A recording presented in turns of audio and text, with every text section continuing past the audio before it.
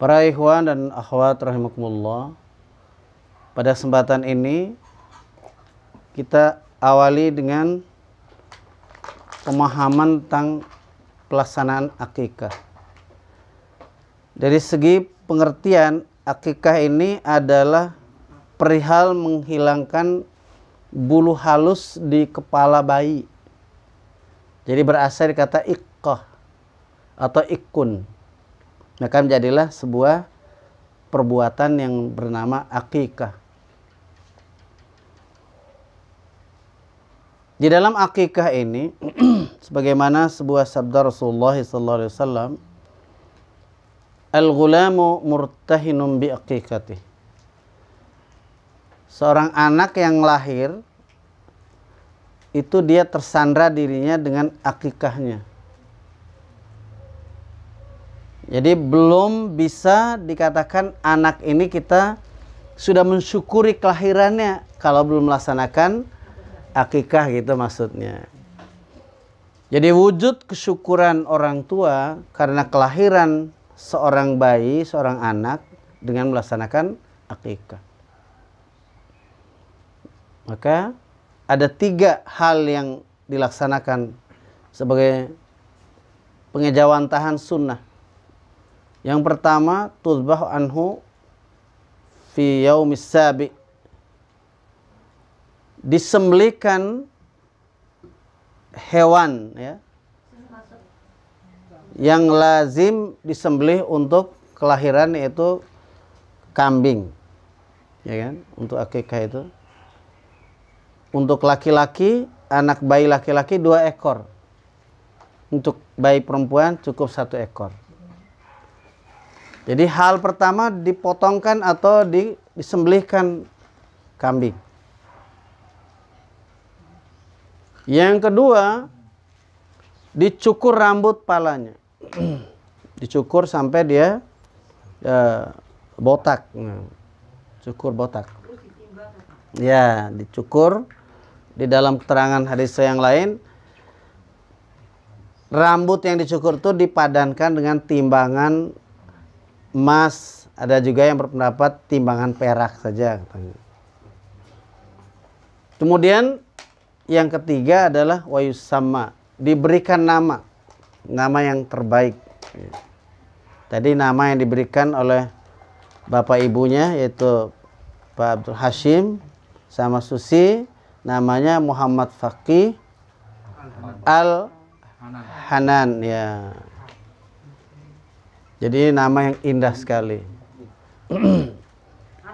Jadi faqih itu artinya seorang yang faham, mengerti tentang masalah agama.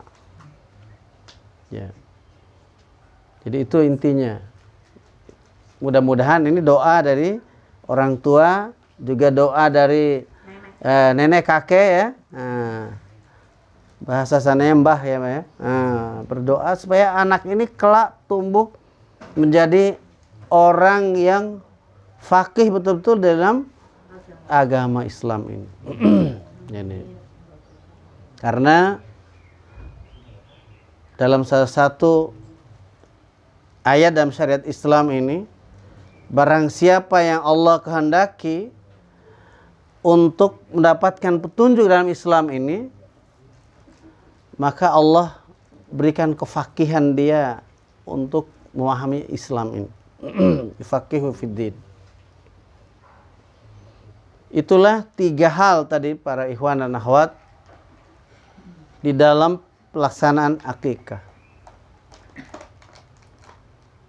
Perihal mencukur rambut,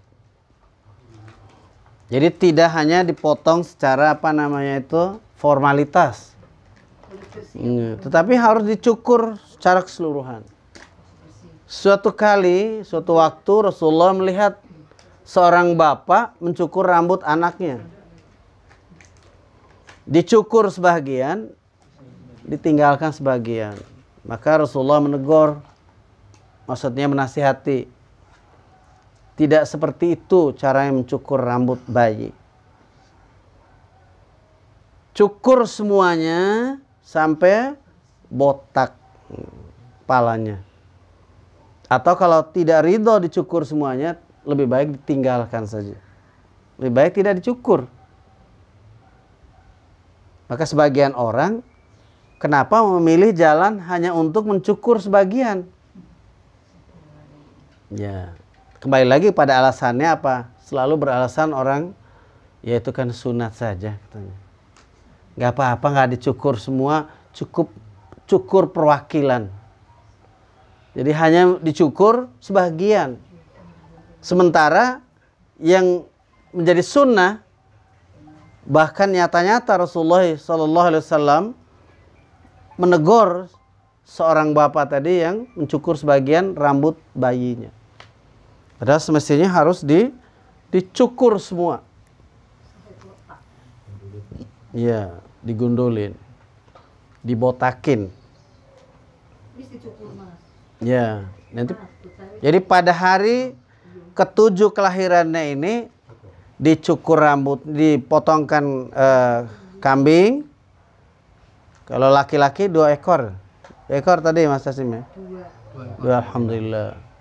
Kemudian dicukur rambutnya. Lalu diberi nama yang terbaik. Jadi pemberian nama ini harus diusahakan memberikan nama yang baik. Sebab nanti akan menjadi ibaratnya orang dengan menyandang nama yang baik, yang bagus, insya Allah paling tidak terkena yang namanya apa itu?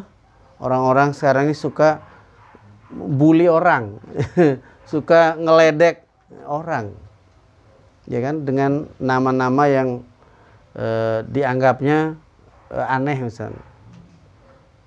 Sebab pernah terjadi katanya, dulu bapak ibunya sangat gembira rumahnya atau halamannya kena gusur karena dibayar mahal.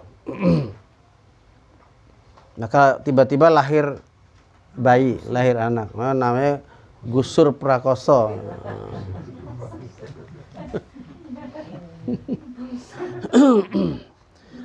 Jadi harus buat nama yang terbaik.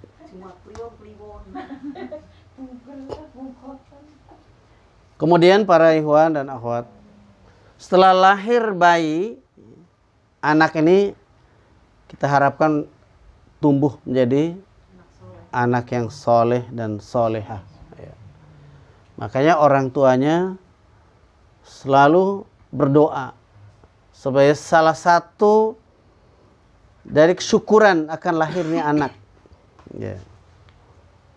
Seperti yang terdapat di dalam ayat-ayat Ibadur Rahman itu, ya kan? Walladzina yaquluna rabbana hab lana min azwajina wa dzurriyyatina qurrata a'yun waj'alna lil muttaqina imama. Itu ada dalam ayat-ayat Ibadur Rahman surah Al-Furqan. Ayat berapa itu? Ada 74. Salah satu sifat Ibadur Rahman adalah berdoa. Berdoa kepada Allah SWT dengan doa tadi. Rabbana hab lana min azwajina wa dzurriyyatina qurrata a'yun. Wahai Rabb kami, karuniakanlah kepada kami dari istri-istri kami dan anak-anak turunan kami. Karena banyak yang berdoa, Bu, makanya disebutnya istri-istri. Iya kan suaminya banyak tadi itu. Suami-suami itu yang berdoa banyak, ya kan? Kami soalnya. Jadi bukan satu orang. Istri-istri kami dan anak-anak turunan kami. Wa dzurriyyatina qurrata ayun. Penyejuk mata memandang. Jadi qurrata ayun. Jadi menyenangkan hati melihat anak-anak itu. Wa ja'alna lil muttaqina imama, dan jadikanlah kami pemimpin orang-orang yang beriman. Bagaimana itu bisa serasi, selaras antara kita berdoa supaya anak itu terdidik dengan baik, maka harus dididik, ya. Kita ada perbuatan yang nyata. Dimulai dengan nasihat-nasihat, ya kan? Baru diajak untuk beribadah. Sebagaimana dalam surat tadi, dalam surat Luqman. A'udzubillahi minasyaitonirrajim. Wa laqad ataina Luqmanal hikmata an yashkur lillah, gitu. Wa may yashkur fa innama yashkuru li nafsihi wa man kafara fa innallaha ghaniyyun hamid. Dan sesungguhnya telah kami berikan hikmah kepada Luqman, yaitu bersyukurlah kepada Allah, dan barang siapa yang bersyukur kepada Allah, maka sesungguhnya ia bersyukur untuk dirinya sendiri. Dan barang siapa yang tidak bersyukur, maka sesungguhnya Allah Maha Kaya lagi Maha Terpuji. Ini Allah memberitahukan kepada kita tentang bagaimana Luqmanul Hakim ini mendapatkan hikmah dari Allah Subhanahu wa taala agar hidupnya bisa bersyukur pada Allah Subhanahu wa taala.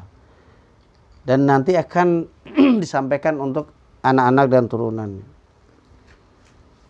Ayat berikutnya, ayat yang 13, wa idz qala Luqmanu li ibnihi wa huwa ya'iduhu ya bunayya la tusyrik billah innasyirka la dzulmun 'adzim. Dan ingatlah ketika Luqman berkata kepada anak-anaknya di waktu ia memberikan pelajaran padanya. Hai anakku, janganlah kamu mempersekutukan Allah. Sungguhnya mempersekutukan Allah adalah benar-benar kezaliman yang besar. Jadi ajaran Allah yang diberikan, dituangkan untuk anak-anak itu adalah pertama, perintah ibadah kepada Allah dengan larangan jangan mempersekutukan Allah, intinya. Karena mempersekutukan Allah ini kezaliman yang besar. Ditanya oleh para sahabat tentang zulmun azim ini, dijawab oleh Nabi adalah ismun, dosa yang besar. Kemudian nasihat berikutnya, wa wasainal insana biwalidayhi hamalathu ummuhu wahnan ala wahn wa fisaluhu fi amain anishkur li wa liwalidayka ilayal masir. Dan kami perintahkan kepada manusia hendaklah berbuat baik kepada kedua orang tuanya, kedua ibu bapaknya. Ibunya telah mengandungnya dalam keadaan lemah yang bertambah-tambah dan menyapihnya dalam 2 tahun. Bersyukurlah kepadaku dan kepada kedua orang ibu bapakmu. Hanya kepadakulah kembalimu. Berarti ini perintah Allah untuk berbakti kepada kedua orang tua. Birrul walidain. Jadi birrul walidain. Ya, jadi harus diajarkan pada anak-anak kita ini untuk supaya bisa berbakti kepada kedua orang tua. Jadi sampai Allah SWT mengungkapkan kembali bagaimana orang tuanya merawat, terutama ibunya yang telah mengandungnya selama 9 bulan 10 hari itu. Kemudian menyapihnya dalam 2 tahun, ya, supaya bersyukur, ya, supaya bersyukur pada Allah dan bersyukur kepada kedua orang tua. Kemudian bagaimana apabila orang tua mengajak untuk mempersekutukan Allah dengan yang lainnya, bagaimana sikap anak? Maka di sini diajarkan pada ayat yang ke-15 ini. Wa in jahadaka ala an tusyrika bi ma laysa laka bihi ilm fala tuti'huma wa sahibhuma fid dunya ma'rufa wattabi' sabila man anaba ilayya thumma ilayya marji'ukum fa unabbi'ukum bima kuntum ta'malun. Dan jika keduanya memaksamu untuk mempersekutukan dengan aku sesuatu yang tidak ada pengetahuanmu tentang itu, maka janganlah kamu mengikuti keduanya dan pergaulilah keduanya di dunia dengan baik. Dan ikutilah jalan orang yang kembali kepadaku. kemudian hanya kepadakulah kembalimu. Maka kuberitakan kepadamu apa yang telah kamu kerjakan. Jadi ini intinya di sini adalah yang pertama, jangan mematuhi ajakan siapapun, termasuk orang tua yang mengajak untuk mempersekutukan Allah dengan yang lain, berbuat syirik. Meski orang tua, harus ditolak ajakan untuk musyrikan itu. Harus kita tetap mengikuti jalan orang-orang yang soleh, ya, jalan orang-orang yang selalu kembali kepada Allah, selalu bertobat. Kemudian pada ayat yang ke-16, ya bunayya innaha in takum mithqala habatin min khardalin fatakum fi sakhratin aw fis samawati aw fil ard ya'ti biha Allah innallaha latifun khabir. Luqman berkata, wahai anakku, sesungguhnya jika ada sesuatu perbuatan sebesar biji sawi dan berada dalam batu atau di langit atau di dalam bumi, niscaya Allah akan mendatangkannya, memberikan balasannya. Sesungguhnya Allah Maha Halus lagi Maha Mengetahui. Jadi ini tentang memberitahukan kepada anak supaya ya dalam pendidikan ini diikuti dan diberitahukan tentang balasan Allah SWT terhadap amal perbuatan manusia. Walaupun tersembunyi, apalagi yang terang-terangan. Jadi tetap Allah SWT memberikan balasan yang terbaik.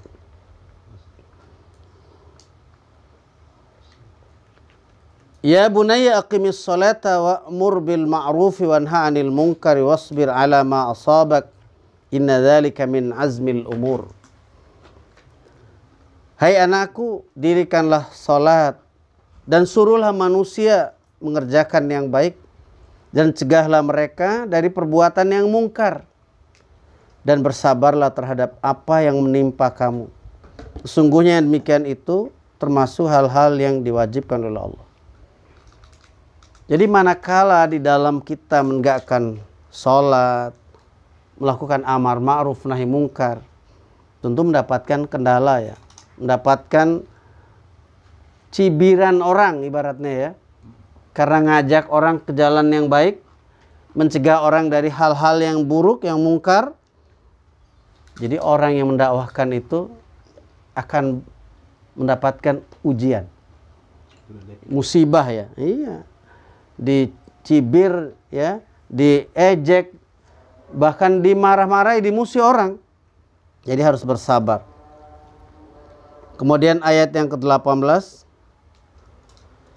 wala tusair khaddaka linnas wala tamshi fil ardi maraha innallaha la yuhibbu kulla mukhtalin fakhur. Dan janganlah kamu memalingkan mukamu dari manusia karena sombong, dan jangan kamu berjalan di muka bumi dengan angkuh. Sesungguhnya Allah tidak menyukai orang-orang yang sombong lagi membanggakan diri. Jadi kalau kita bertemu orang memalingkan wajah, jangan karena kesombongan, ya kan? Jangan karena menyepelekan orang. Kecuali memalingkan wajah karena melihat sesuatu yang bisa mendatangkan kemaksiatan. Ya kan? Ya, ada orang yang terbuka auratnya. Ya, kita memalingkan wajah bukan karena kesombongan, tapi karena menjaga fitnah seperti itu. Jadi kalau ada yang gitu malah kebanyakan. Ya. Ya. Subhanallah. Kemudian pada ayat 19, wa qasid fi mashyika waghdud min sautik inna ankaral aswati la sautul hamir. Dan sederhanalah kamu dalam berjalan dan lunakkanlah suaramu. Sesungguhnya seburuk-buruk suara adalah suara keledai. Jadi di ayat 19 ini nasihat yang pertama, sederhanalah kamu dalam berjalan. Artinya kalau berjalan tidak usah membanting-banting kaki, gitu maksudnya, ya. Jadi kan maksudnya di sini bukan berjalan yang biasa, ya. Jadi bisa mengganggu orang dan lain sebagainya dengan jalannya itu. Ya, gedebak-gedebuk ya. Atau jalannya itu bisa nyerempet orang atau apa istilahnya, nyenggol orang ya. Seperti orang yang jalan di tengah-tengah keramaian buru-buru seperti kelihatannya orang itu. Ya, nyenggol, nabrak orang ya dan lain sebagainya. Ya. Kemudian disuruh atau diperintahkan, dinasihatkan untuk melunakkan suara. Tidak boleh bersuara yang sampai hingar-bingar ya. Tapi kalau dalam orang bernyanyi biasanya disenangi tuh suara orang yang tinggi, yang seperti apa namanya itu, seperti yang lengking gitu ya. Kita tidak di jalan itu ya, para ikhwan dan akhwat. Kita diperintahkan untuk membaca Al-Quran. Itulah kita harus mengeluarkan suara dengan suara yang bagus, membaca Al-Quran. Bahkan nyanyi tadi tidak boleh ya. Baca Al-Quran suara yang kenceng boleh. Ya jangan kencang sekali nanti. Iya, baca Al-Quran. Ya gitu. Ini maksudnya dalam nasihat ini, waghdud min sautik, dalam berbicara ya, berhadapan dengan orang lain, ada teman bicara kita. Kan banyak orang ini kalau berbicara seperti ingin menguasai, ya kan? Sampai tidak memberikan orang lain kesempatan untuk berbicara. Jadi dikuasai semua. Maka juga ini tidak baik di dalam syariat Islam. Ya, sesekali kita berhenti, suruh dengarkan tanggapan orang. Ya kan? Supaya berimbanglah dalam pembicaraan itu. Semuanya mengandung nilai akhlakul karimah. Ya, di sini disebutkan inna ankaral aswati la sautul hamir. Sungguhnya seburuk-buruk suara adalah suara keledai. Jadi ini suara keledai, yang suara yang bunyinya sampai hingar-bingar tadi itu. Apa? Bunyi apa namanya? Meringkik. Meringkik ya, meringkik keledai itu. Jelek suaranya. Jelek suaranya ya, suara keledai itu. Jadi itulah beberapa nasihat yang kalau disimpulkan, pertama nasihat terkait dengan tegaknya akidah Islam. Makin dikuatkan dengan nasihat. Kemudian tegaknya syariat Islam dikuatkan dengan nasihat dari orang tua kepada anak. Dan bukan hanya orang tuanya sendiri, nanti orang tua yang lain-lain bisa memberikan nasihat pada anak-anak. Karena pada tanggung jawab kita semuanya untuk memberikan nasihat pada anak saudara-saudara kita. Jadi itulah wujud daripada ukhuwah Islamiyah itu. Tapi memang kendalanya di sebagian orang tidak menyukai kalau ada orang lain memberikan nasihat pada anak orang lain gitu ya. Anak tidak senang, tidak suka. Yeah. Oh ini apa ini? Ikut campur urusan orang. Ya. Karena memang penghayatan terhadap orang muslim dengan muslim yang lain adalah bersaudara, itu yang perlu kita asah terus-menerus. Ya, karena muslim yang satu dan muslim yang lain hakikatnya adalah bersaudara. Kemudian tentang amal yang Allah SWT tetap memberikan balasannya, ya. Kemudian tentang akhlak, baik itu tentang akhlak di dalam tutur kata maupun di dalam perjalanan, di dalam berjalan, ya, di dalam berhubungan satu sama lain di dalam kehidupan masyarakat, ya, di dalam hal berdiskusi, ya, di dalam hal berbicara harus dijaga muruah akhlaknya.